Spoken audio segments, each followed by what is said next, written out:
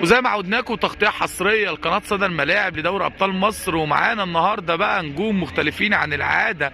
نتعرف بيك. نتعرف بيك النهارده. عايزين نعرف بقى كواليس ما قبل المباريات، تحضير الكابتن ليكو كان بيقول لكم ايه؟ كان بيقول لنا ان احنا لازم ناخد 3 نقط الماتش ده ونلعب رجاله، وغير كده يعني نحافظ على الخطه بتاعتنا وما نضيعش فرص قدام الجول كده يعني. شايف دوري ابطال مصر احتكاك كويس، يمكن انتوا النهارده عملتوا مباراه كويسه، ما حالفكمش التوفيق في النتيجه، يمكن اول مباراه ليكوا.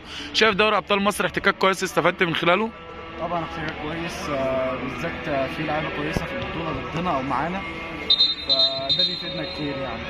شايف النهارده مثلا كان نفسك تبقى زي مين؟ ان شاء الله. لو النهارده حابب توجه رساله للاعبين زمالك تقول لهم ايه؟ اقول لهم ان احنا لازم نتعب عشان نوصل زي مثلا اللعيبه الكبيره، وغير كده ما حدش بيوصل بالسهل. لو النهارده حابب توجه رساله للجهاز الفني للاعبين لاولياء الامور اللي بيجوا الصندوق خلال كل مباراه تقول لهم ايه؟ في كويس جدا ان شاء الله سكه حاجه كويسه. لو النهارده مثلك الاعلى نفسك تبقى زي مين؟